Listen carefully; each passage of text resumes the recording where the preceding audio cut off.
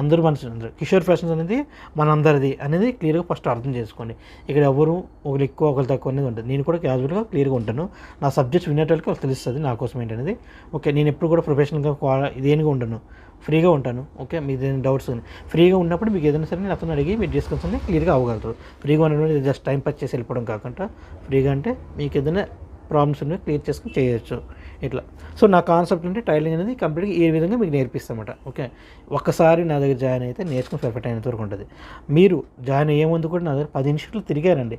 ఎక్కడ మీకు నచ్చితే అక్కడ జాయిన్ అవ్వండి. ఓకే, నా దగ్గర అంటే ఎవ్రీ ఇయర్ కూడా అమౌంట్ అనేది ఇంక్రీజ్ అవుతూనే ఉంటుంది. ఓకేనా, మీరు ఇప్పుడు రాకపోతే ఇంకెప్పుడు వచ్చినా సరే అమౌంట్ పెరుగుతుంటుంది తప్ప తగ్గదు. ఓకే, ఎందుకంటే మీకు నియర్ బై మీకే తెలుస్తుంది. మన దగ్గర వచ్చి చూసి వెళ్తే మీకు ఎలా ఉంటుంది క్లారిటీ తెలుస్తుంది. Anybody can learn tiling with easy method. మన దగ్గర ఏంటంటే బ్లౌజ్ పెట్టి బ్లౌజ్ కట్ చేయడం, డ్రెస్ పెట్టి కట్ చేయడం కాదు, విత్ కంప్లీట్ టేప్ మెజర్మెంట్స్ ఉంటాయి. టేప్ మెజర్మెంట్ కూడా లెసన్ ఉంటుంది సబ్జెక్టు. టేప్కి